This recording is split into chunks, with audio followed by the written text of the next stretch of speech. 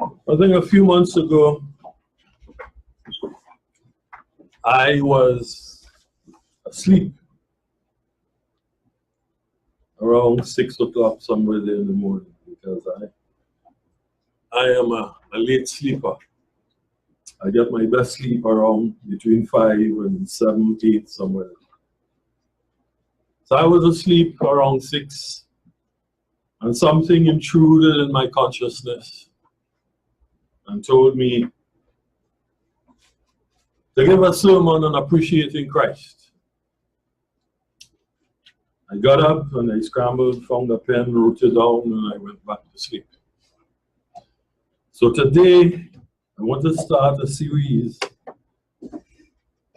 on appreciating Christ because I think it's important that we develop effective emotions where Christ is concerned. Because when we really investigate what He has done, what He has made possible, I think that we should be like some of the apostles that we read, who said they love the return of the Lord.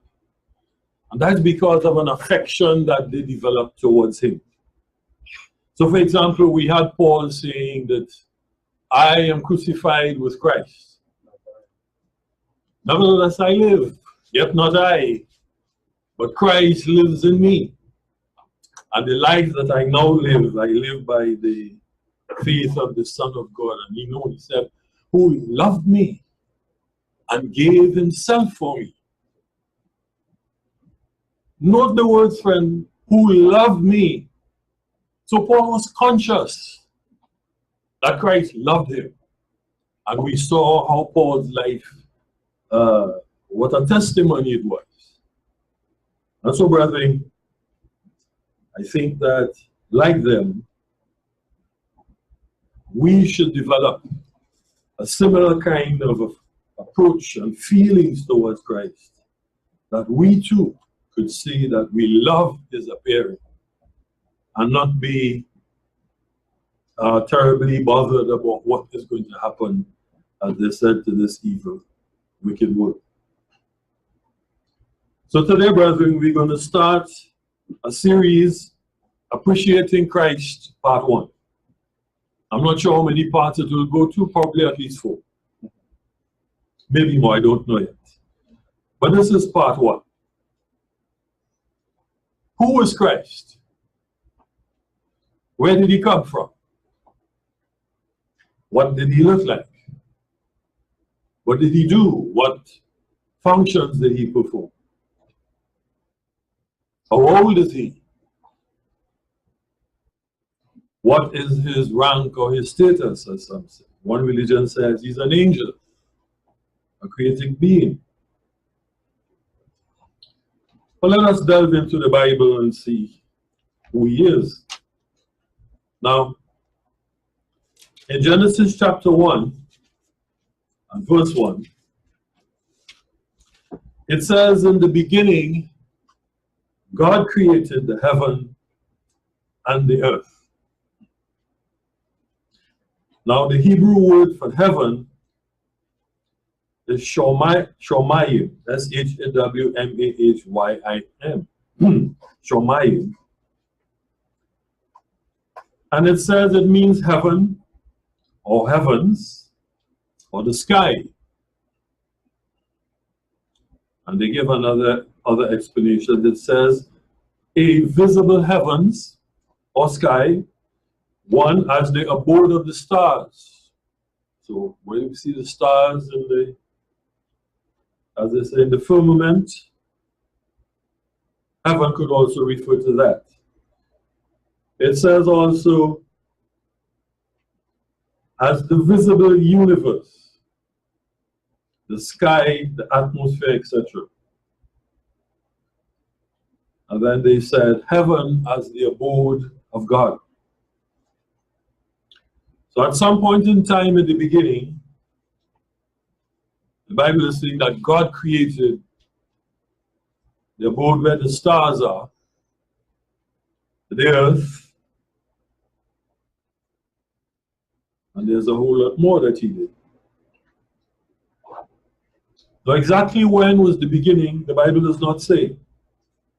But many people have attempted to give a time frame to that period.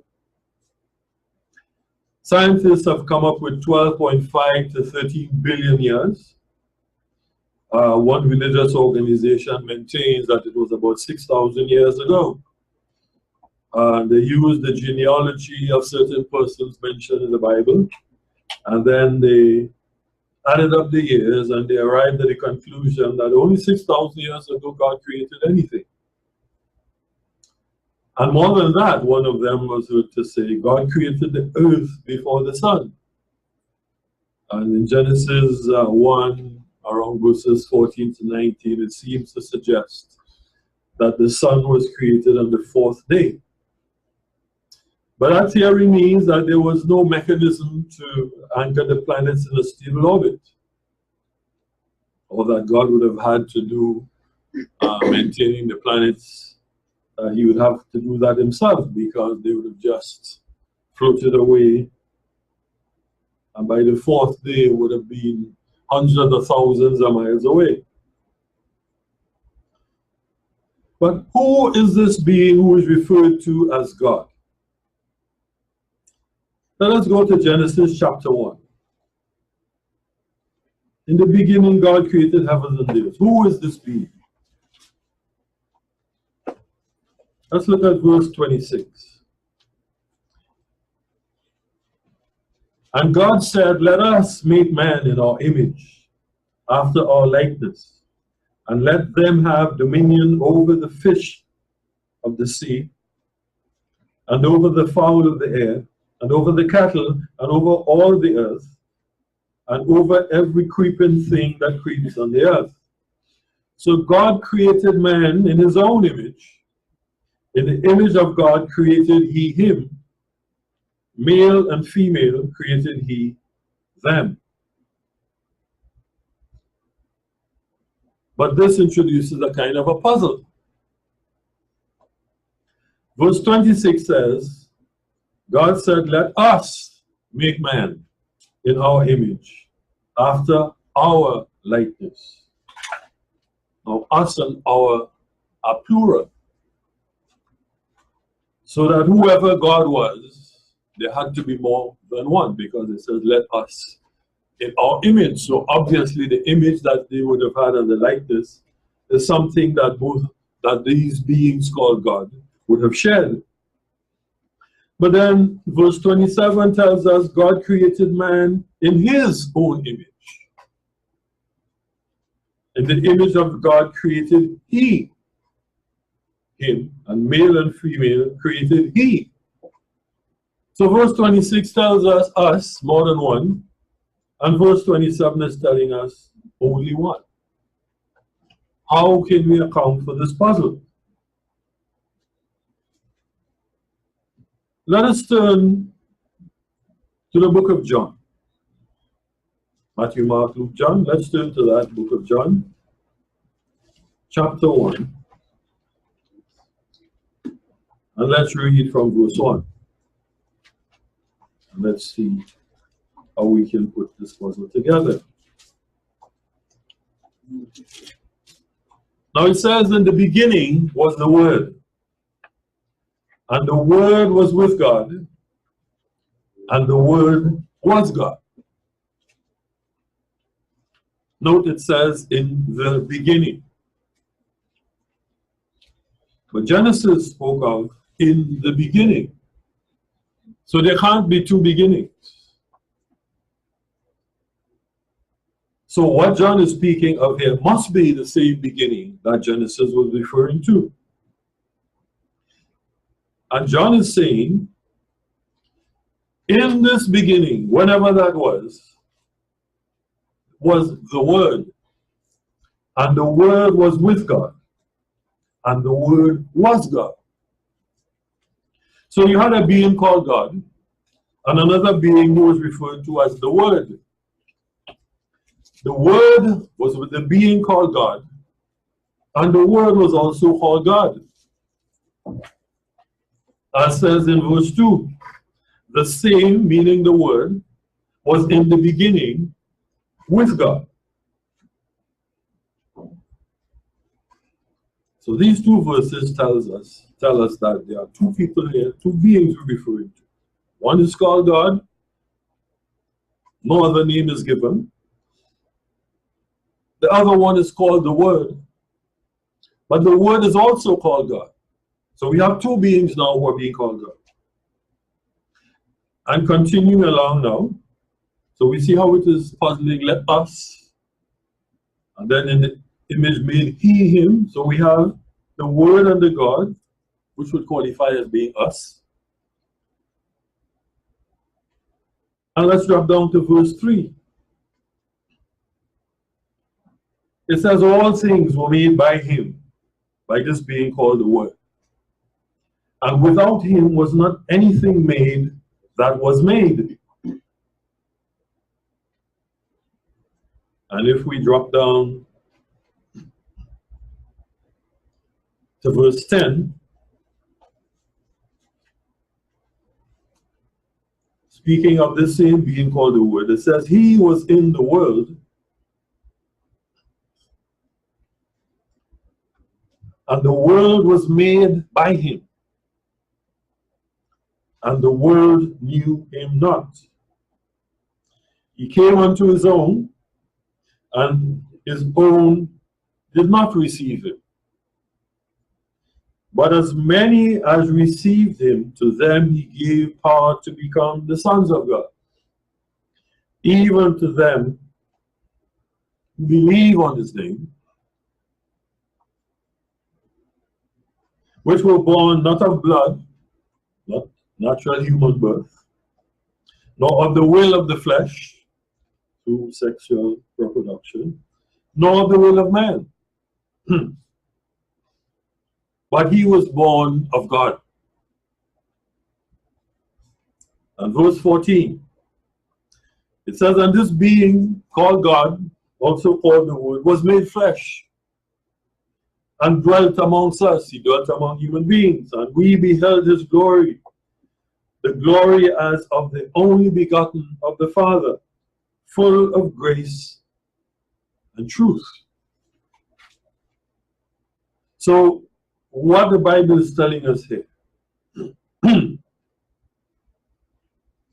this being called the Word, at some point in time, became a human being. That is what was made flesh means. He became a human being. And he dwelt among us, he dwelt among human beings. So, the picture is now beginning to emerge. That John fills in what Genesis leaves out. That somewhere in the past, whenever this beginning was, we had two beings. One called the Word, the other one called God. But the Word is also called God. So we have two beings who are called God. And one of them, the Word, made all things. It says all things were made by him, and without him was not anything made that was made.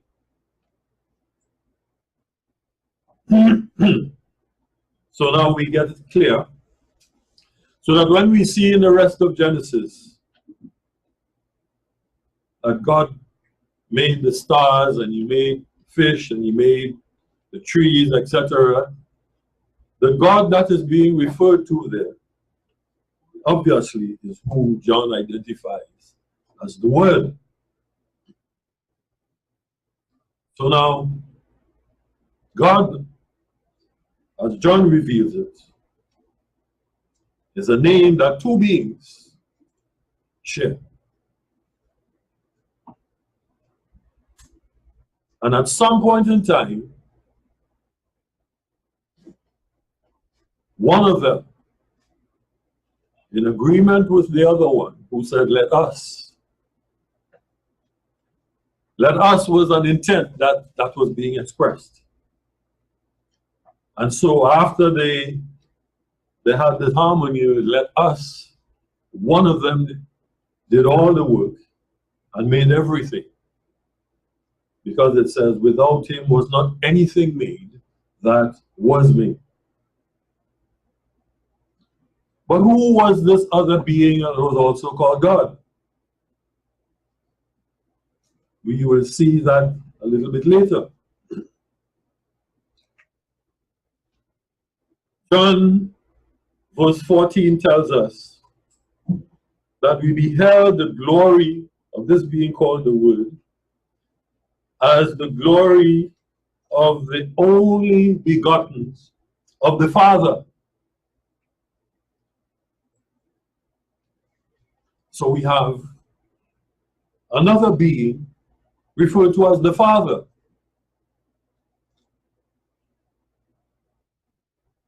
Full of grace and truth.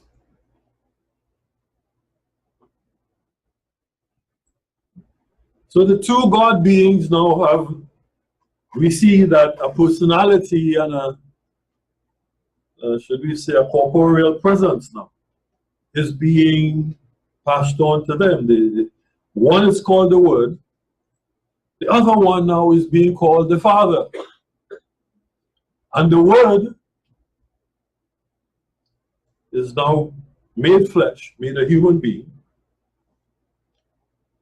But the Word reflects the Father. The other being who is now being identified as the Father. And back in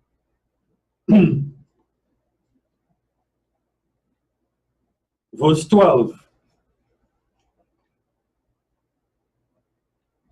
it says, but as many as received this being called the Word, to them he gave the power or the privilege to become the sons of God, even to them who believe on his name. Now this echoes back to Genesis 1:26, when it said, let us make man in our image after our likeness. God is telling us here in verse 12 that this being called the Word, he gave human beings the power to become sons of God, even to those who believe on his name. So the intent, let us make man in our image, is reflected here. And what image is he going to make them in? Sons of God. And as he says, which were born not of blood, nor of the will of the flesh, nor of the will of man, but of God. So that our image and our likeness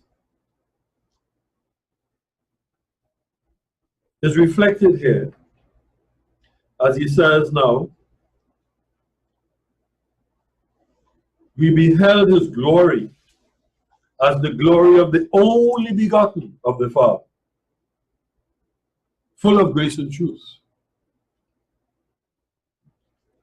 So this gives us an insight as to what Genesis says, in our image and our likeness, sons of God. In the same way as the Word became flesh and dwelt amongst us, he is saying that his function,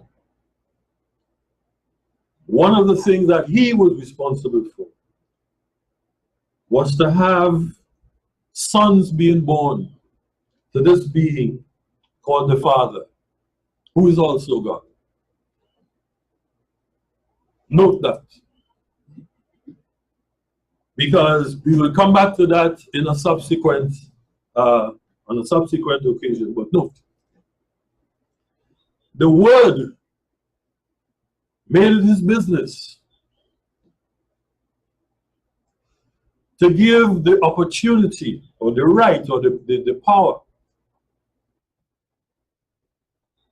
that those who believe on his name could become the sons of God or the children of God.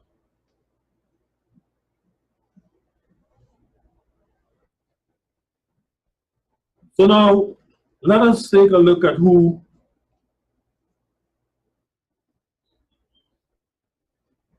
this being called the Word is. It says he created all things. Let us see what he himself says and see whether or not he has the capability to create the heavens and the earth. Let's go back to the book of Isaiah.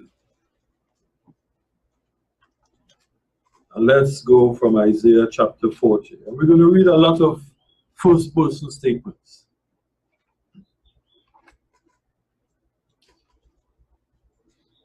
Isaiah 40, and let's begin in verse 10. It says, behold, the Lord will come with a strong hand, and his arm shall rule for him.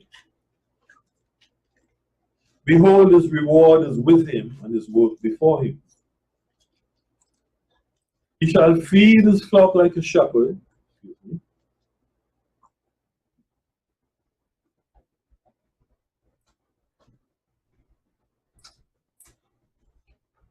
He shall gather the lambs with his arm and carry them in his bosom, and shall then gently lead those that are with young. And speaking of this same being now, it says, who has measured in the waters in the hollow of his hand,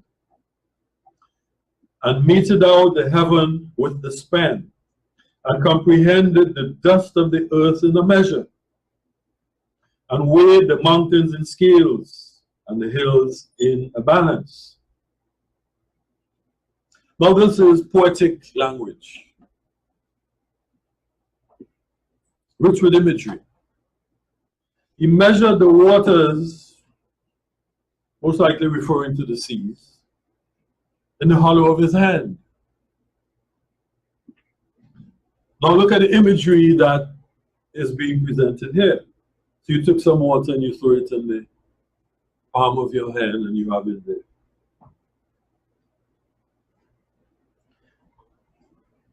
And the writer is attempting to impart to us that this being who claims to have made everything, the seas now are being likened to a drop, a thing of water you put in your hand. Now, get your minds around this picture. What he is in fact doing is saying that the seas that we think are so powerful, this being who made all of them, to him is little more than like if you put a drop, a couple cubic centimeters of water in the palm of your hand. Now, imagine that there is a being who could regard the massive oceans that we have as little more than a drop of water in the palm of your hand. What can you do with a drop of water in the palm of your hand? Anything you want to imagine. So he's now giving us the capability of this being who can regard the seas, however powerful they may be, as little more than a drop of water in the palm of your hand. And meted out heaven with a span, and comprehended the dust of the earth in a measure. It's like if you're making a little model, somebody, an architect perhaps, or a town planner, is making a model of a city. And he has this, so he puts a little thing here and a little piece there, and he has a little building. I'm telling you that this God, whatever the earth weighs, so many billions or trillions of tons, this says he measured it in a measure, put it in a measure. and weighed the mountains in the scales and the hills in the balance. And this is attempting to give you an idea of the power that this being has. That things that seem so massive to us, almost incomprehensible to us, to him is little more than somebody playing with a little model, made out of paper mache. That an architect or town planner would have, and on a board, and you go and you look and you see, and he tells you this is here. This is how this being regards it. And verse 13 says, who has directed the Spirit of the Lord, or being his counselor, has taught him? Now he's being rhetorical here. With whom did he take counsel? Whose class did he sit in and learn to do whatever? And who instructed him and taught him in the path of judgment and taught him knowledge? Who taught him maths and physics and chemistry and geology and botany and so on? Who taught him? And now reflecting what went on in verse 12, it says, behold, the nations are as a drop of a bucket, and are counted as the dust of the balance. Behold, he takes up the eyes as a very little thing. And verse 17, all nations before him are as nothing, and they are counted to him less than nothing, and vanity. Verse 18, to whom then will you liken God? Or what likeness will you compare unto him? So Glenn spoke this morning about what people do.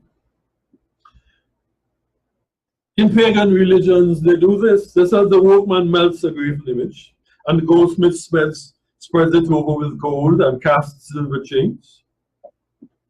And he is so impoverished that he has no oblation. He chooses a tree that will not rot.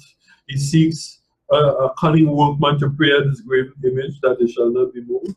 And verse 21, he says, have you not known? Have you not seen? Has it not been told to you from the beginning?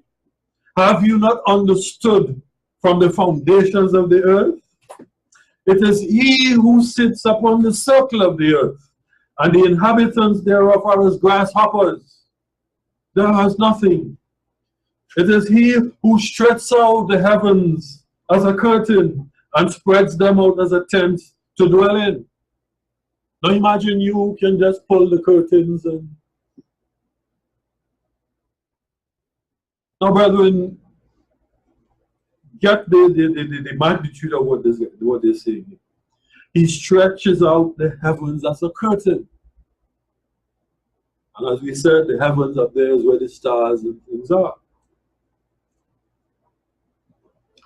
Now, nobody knows exactly how wide or big this curtain is. But at the last estimates that these cosmologists and astronomers, they pieced together different images of the sky that their telescopes took at various times, and they made a composite picture. And they estimated that the width of this curtain is about 90 billion light years. Now a light year is about 6,000 miles.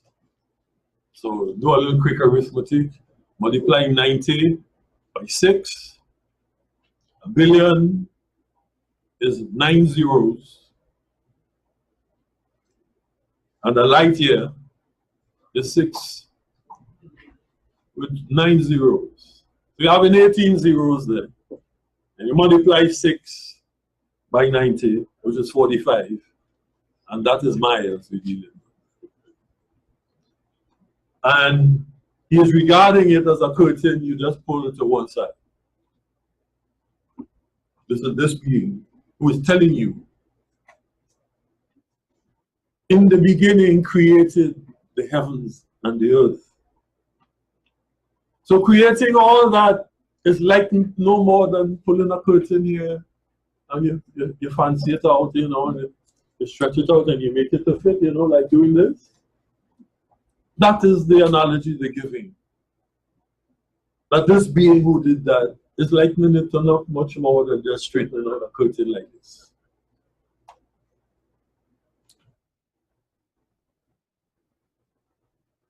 Verse 25.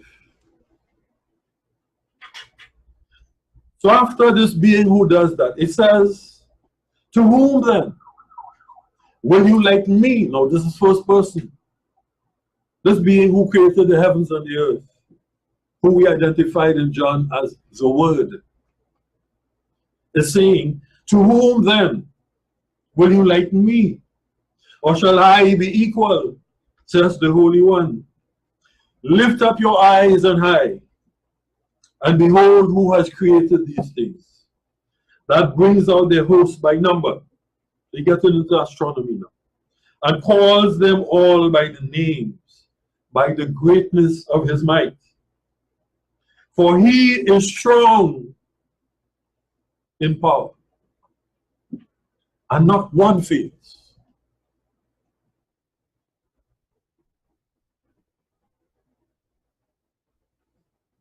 Now, how many stars are there? We don't know.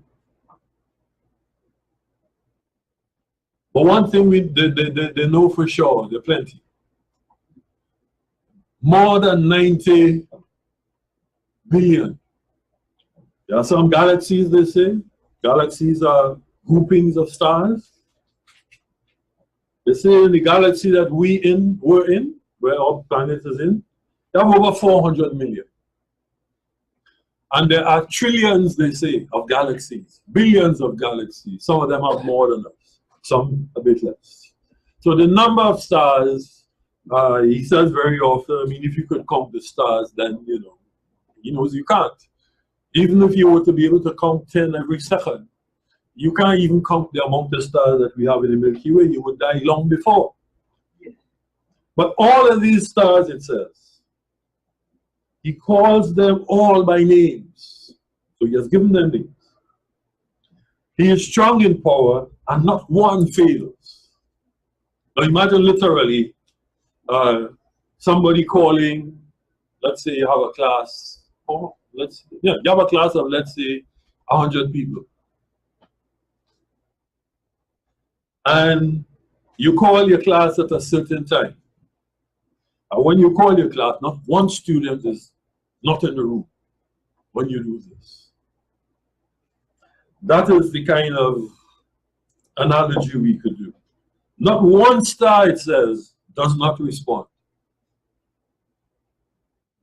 Verse 28. It says, have you not known? Have you not heard that the everlasting God, the Lord, the creator of the ends of the earth, this being who made everything, that John tells us, doesn't faint, he doesn't get weak and tired, neither is weary. There is no searching of his understanding. He gives power to the faint, and to them that have no might, you don't have any strength, he increases strength. Even the youth shall faint and be weary, and the young men shall utterly fail.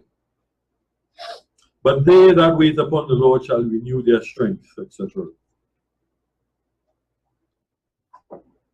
And he isn't done. He expands it. Let's go to Isaiah 42.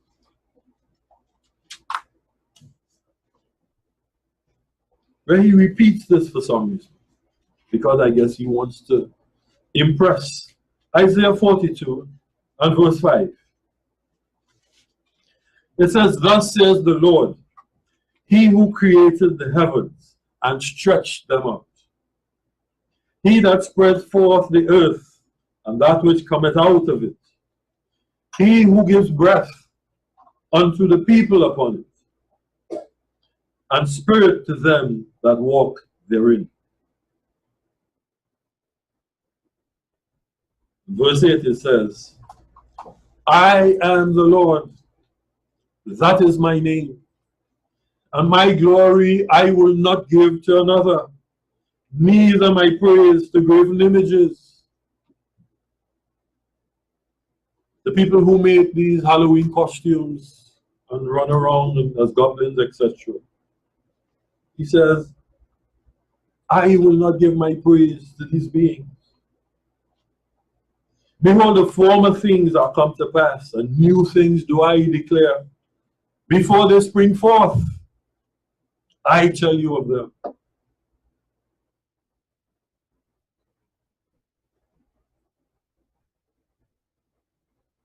So he's now stating his credentials, as they say, in the first person.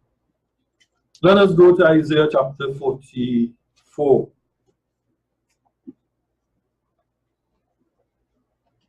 And let's, Isaiah 44.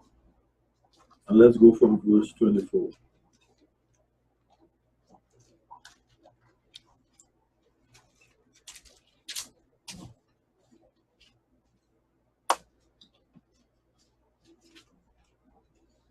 It says, thus saith the Lord, thy Redeemer,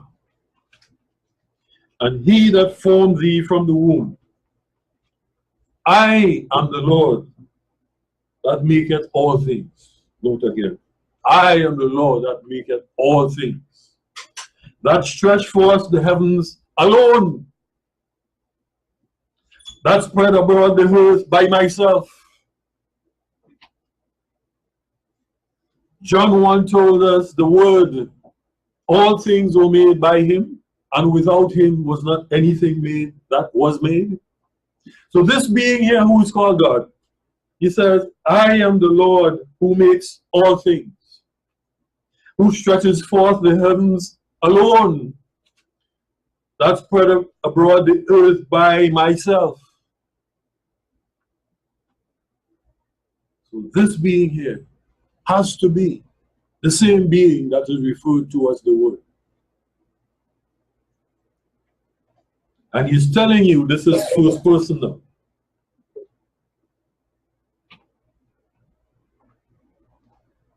I am the Lord. I have made all these things. And he's putting it in the first person. Let's look at chapter 45 from verse 5. He says again, he's repeating this. I am the Lord, and there is none else. There is no God besides me. Not standing beside him, but there is no other God but me.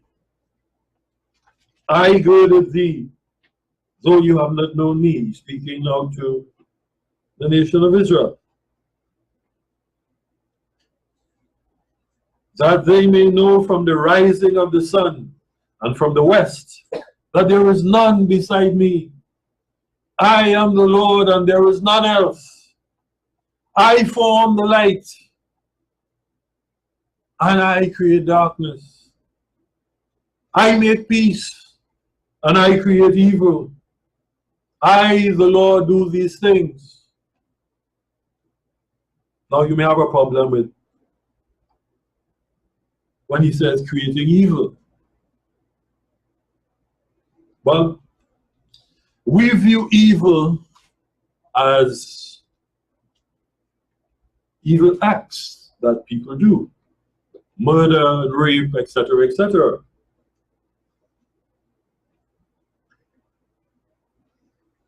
But let's look at it in another way. If I were to go to the top of this building and jump, what would happen? Now, would what happened be considered evil? Would it be a good thing for me to stutter my brains on the ground or have all the bones in my body be broken? But it is God who made the law, that if you jump off a building that high, it would kill you. It is God who made that law. Likewise, if you're in a plane and the plane, something happens to it, and it is no longer able to abide by the laws of aerodynamics, etc., and engineering, the plane will crash. But if there was not a law, it would not crash. It would just float all over the place. He put gravity here, and gravity has a certain attraction. If we were on the moon, where there's no gravity, you could jump from however high you wish. And you would just float in the air. You would never land on the ground. You won't damage yourself. You may eventually come down. But you'll just be floating around. So when it says he creates evil, evil is not committing adultery and murder, etc., etc. Laws have two sides to them. If there were not a negative side, then there'd be no point in having the law, because anybody could do anything. But as we see in our own experience, when the government creates laws, they create a negative side. If you don't do whatever it is, you could get fined, they could lock you up, they could throw you in jail. All laws have a negative side. So it is the negative aspect of the laws, which in a sense is to force you to do the right thing. That is what he says when I say, I create evil. He is referring to evil like murder and rape and, and poisoning people and that sort of thing. Verse 8, he says, drop down ye heavens from above. Let the skies pour down righteousness. Let the earth open, and let them bring forth salvation. And let the righteousness spring up together. I, the Lord, have created it.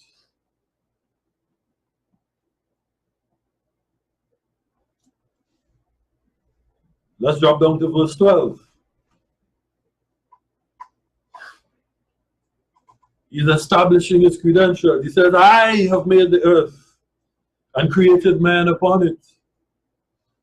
I, even my hands, have stretched out the heavens, and all their hosts have I commanded. I have raised him up in righteousness, and I will direct all his ways. Again, he repeats, I have made the earth and created man upon it. And note how he puts it, I, even my hands, have stretched out the heavens. So that when we have the scientists telling us that these things evolve, this being called God takes this as a serious affront. It is tantamount to if you or I created something, we wrote a book or we made something, and then somebody else stood around and said, no, you didn't do it. And worse, attributed it to somebody else. And I remember when I was studying music at the conservatory in Brooklyn. We had an assignment to write. We had to write a piece of music in the romantic style. And I remember writing a piece one day. And the lecturer said, very good, Lennox, very good. And the Trini, of all people, said to me, I sure you report that from somebody else. You read that? No, I sure you report that from somebody else. Now the piece came to me one day as I was coming down on the train and listening to the motion of the wheels, and and just going around and around and around and around, and the melody popped into my head,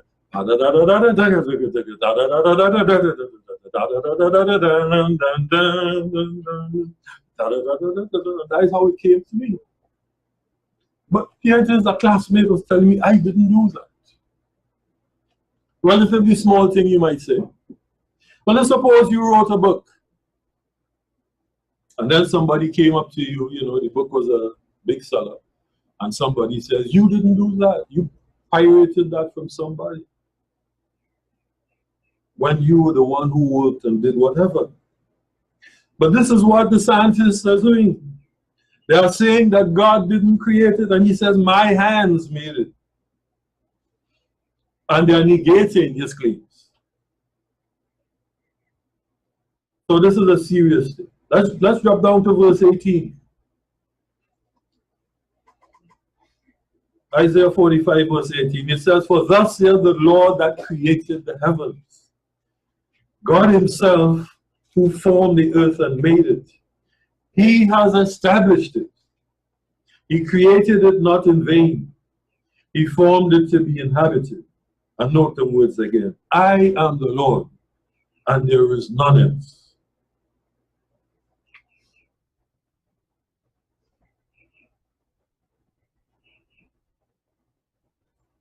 Verse 21, it says, tell ye and bring them near. Yes, let them take counsel together. Who has declared this from ancient time? Who has told it from that time? Have not I the Lord? And there is no God else beside me? A just God and a Savior, there is none else beside me. Look unto me and be you saved, all the ends of the earth, for I am God and there is none else. I have sworn by myself, the word is gone out of my mouth in righteousness and shall not return. That unto me every knee shall bow, and every tongue shall swear. There's a prophecy in another place that says that God is going to, well, let me not jump ahead of myself. We'll get to that another time. Let's look at Isaiah 46, verse 5. Now this might sound repetitious to you, but I want to show you how this being repeats this. And if he repeats it, then I can't go too long repeating it myself. Huh? He says, verse 5, to whom will you liken me, and make me equal, and compare me, that we may be alike?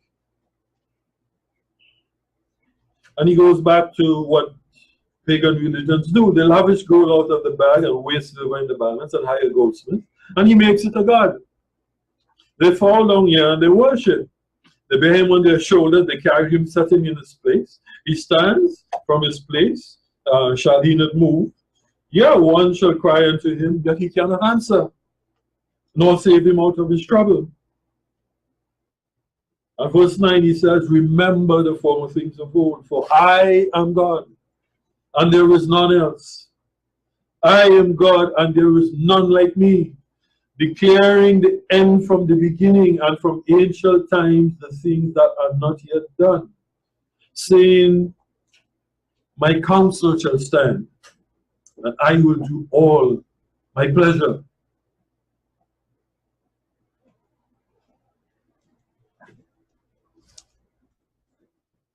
Let us see again, verse 4, chapter 48. Chapter 48. Let's go from verse 12. It says, hearken unto me, O Jacob, and Israel my call. I am he. I am the first. I am also the last. Mine hand also has laid the foundation of the earth. My right hand has spanned the heavens. When I call to them, they stand up together. All ye, assemble yourselves and hear, which among them has declared these things? Which among them has declared these things? The Lord has loved him. He will do his pleasure on Babylon, and his arm shall be on the Chaldeans. I, even I, have spoken. Yeah, I have called him. I have brought him, and he shall make his way prosperous.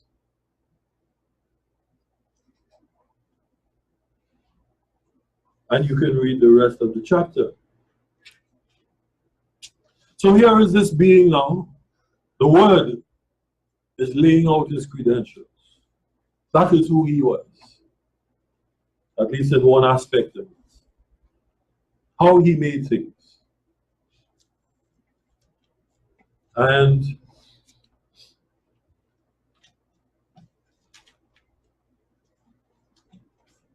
at a point in time,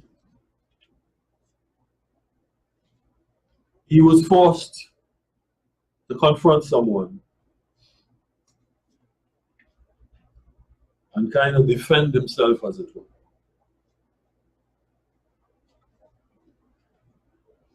Let's go to the book of Job, chapter 26. Yeah, the book of Job, Job chapter 26. Now, Job was a man, righteous man, it says. And he presented himself in such a way that his words were challenging even God. Because as the Rastas say, you know, he was like an I man, you know. I this, and my righteousness I will hold forth, and my this, and I that. Until God had enough of him. And he says, let's go from verse 1. I'm going to read from the New International Version. It says, then the Lord answered Job from the whirlwind. Who is this that questions my wisdom with such ignorant words? Notice, my wisdom. And here he puts the child. He says, brace yourself like a man, because I have some questions for you, and you must answer them.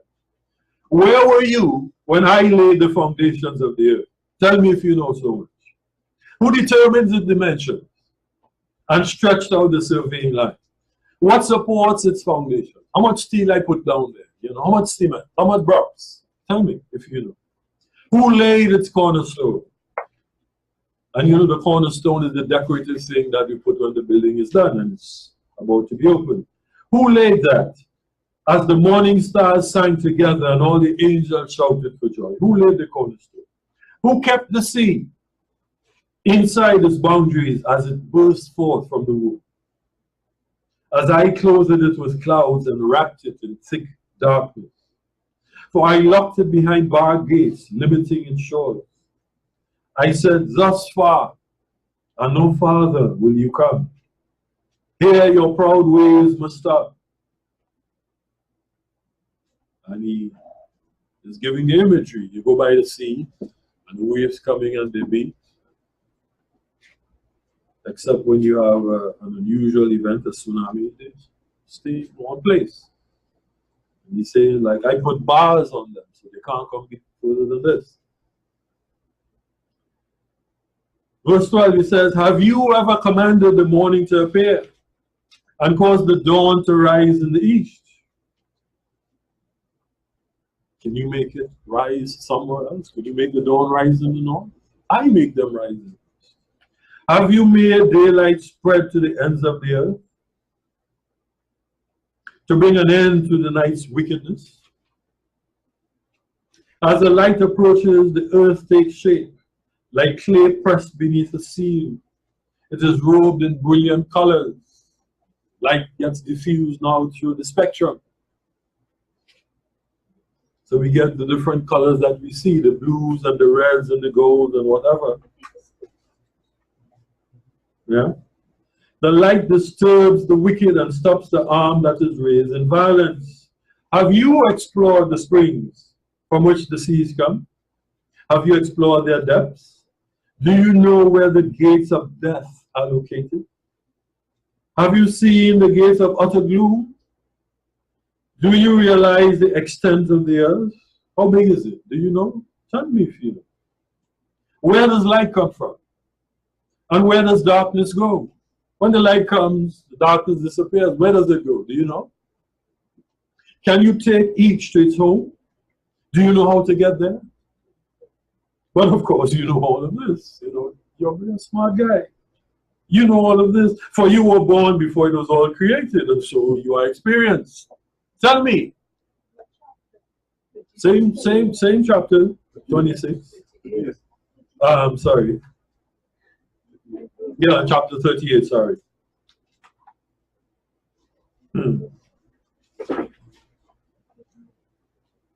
Yeah, I'm sorry. Yeah.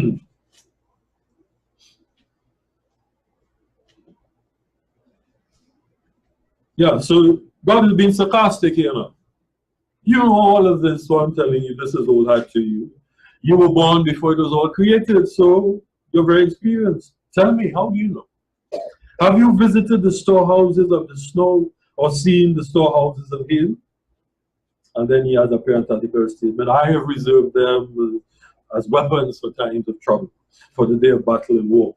And we read that, you know, he sent hail on the Egyptians, etc. So when he deals with human armies, etc., I send hail, you know, and I can send snow. I reserve them as weapons. Where is the path to the source of light? Where is the home of the east wind? Who created a channel for the torrents of rain? Who laid out a path for the lightning? Who makes the rain fall on the barren land, in the desert where no one lives? Who sends rain to satisfy the parched ground and make the tender grass spring up? Does the rain have a father? Who gives birth to the dew? Who is the mother of the ice? Who gives birth to the frost from the heavens? For the water turns to ice as hard as rock, and the surface of the water freezes. Can you direct the movement of the stars, binding the cluster of the Pleiades or loosening the cords of Orion? Can you direct the constellations through the seasons? A couple of months, we're in October, we're going to see a constellation of Orion up in the sky. It says, can you guide them through the seasons? They only come around the winter season. That we can see, or guide the bear, another constellation, with her comes across the heavens. Do you know the laws of the universe? Can you use them to regulate the earth? They call them Kepler's laws, you know. Do you know why planets in their motion?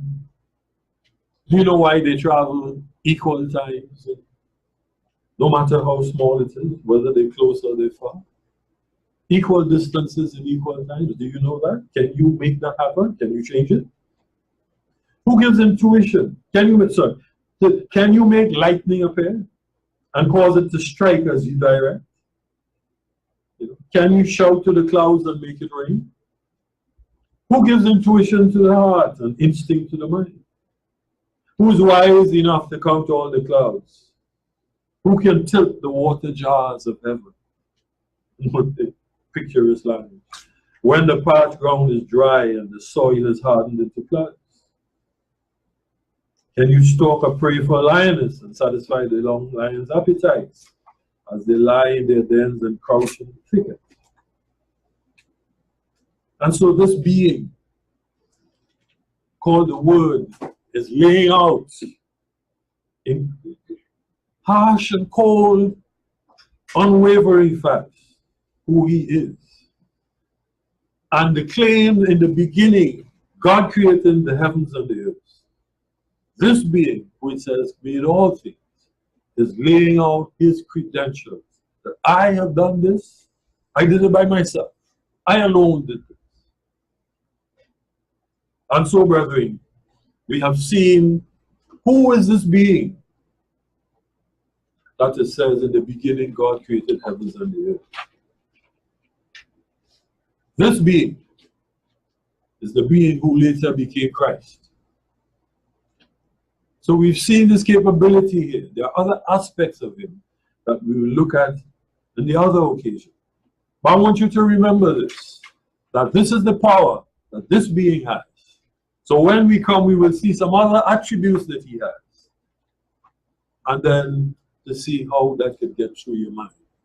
Because as I say, we need to develop affective now feelings. We need to think of him with affection. In the same way that Paul says, that he loves me and gave himself for me, And Paul was being emotional when he said that. And I think, brother, it's important to us to have this feeling.